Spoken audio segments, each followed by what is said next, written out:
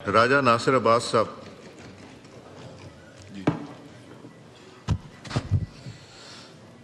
بسم اللہ الرحمن الرحیم. ٹھیک. جی راجہ صاحب آپ بات کریں. کامران مرتضیٰ جی میں صاحب. کامران صاحب کو دیتا ہوں اس کے بعد راجہ صاحب کے بعد. جی کامران صاحب آپ بات کر لیں. کامران مرتضیٰ صاحب کا مائک کھولیں. ان کی کون سی سیٹ ہے وہاں؟ تو وہ عالیہ کامران صاحب ہیں، وہ کامران مرتضیٰ صاحب نہیں ہیں. وہ سیٹ ان کو نہیں دے رہی ہیں. سر میں بیٹھی ہوں. مولانا صاحب یہ بڑا ایک شرعی مسئلہ ہو گیا. اب اس پہ بتائیں کہ عالیہ صاحبہ کی سیٹ پہ وہ بیٹھی ہوئی کامران صاحب، اور وہ کہتی میں نہیں سیٹ دوں گی. آپ تشریف رکھیں، یہاں مائک کھول دیں. کامران صاحب اس کے اوپر فردر ڈسکشن ڈیبیٹ ہوگا ہاؤس میں. اس پہ جو ہے نا جوائنٹ سٹنگ میں میری حالت کا اندازہ لگایا جا سکتا ہے. جی کامران صاحب. سر بسم اللہ الرحمن الرحیم. سر JUI پاکستان اس بل پہ جب بات کرے تو یہ تاثر کم از کم ہرگز نہیں دینا چاہتی کہ ہم اقلیتوں کے حقوق کے مخالف ہیں. باوجود ایک مذہبی سیاسی جماعت ہونے کے ہم ان کو اپنے جیسا شہری سمجھتے ہیں، مگر اس کے ساتھ ساتھ ایسا بھی کوئی تاثر نہیں دینا چاہتی یا ایسا بھی کوئی لیجسلیشن جو ہے وہ یہاں سے نہیں جانے دینا چاہتی جس سے یہ تاثر ہو کہ شاید جو ہے میجارٹی اس سے کمتر شہری ہے، یا باقی قوانین جو اس سبجیکٹ پہ بن چکے ہیں اور جس کا اثر کسی نہ کسی حوالے سے موجود ہوتا ہے، اس اثر کو کم کیا جا سکے. دو باتوں پہ اس میں اعتراض ہے. میں یقیناً جو ہے نا مانتا ہوں کہ بہت عرصے سے یہ معاملہ پینڈنگ ہے اور in pursuance of a judgment of supreme court یہ پینڈنگ ہے، مگر اس لیجسلیشن کو جس نے بھی ڈرافٹ کیا ممکن ہے غلطی سے یا ممکن ہے جان بوجھ کے. دو چیزیں اس میں جو ہے نا وہ بہت قابل اعتراض ہیں.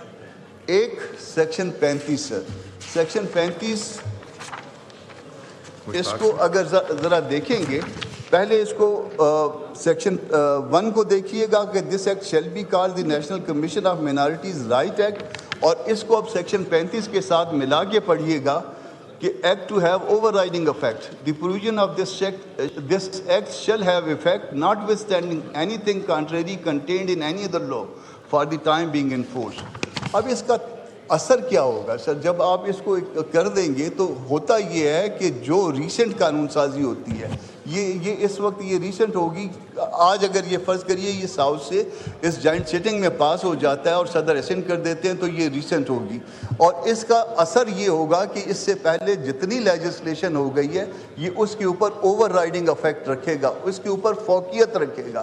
تو فوقیت میں وہ جو اینٹی قادیانی آرڈیننس 1984 کا ہے اس کے اوپر بھی اس کی فوقیت آ جائے گی. عدالتوں میں ایک ایسی بحث شروع ہو جائے گی، ایسا مسئلہ شروع ہو جائے گا جو ہم سب کے لیے پرابلم کریٹ کرے گا.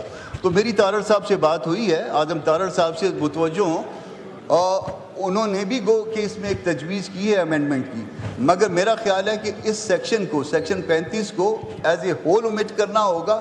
جب ایز اے ہول اومٹ کریں گے اس کے بعد کی سیکشنز کو ری نمبر کر دیجئے تو شاید اس معاملے کا حل زیادہ آسان ہو جائے گا.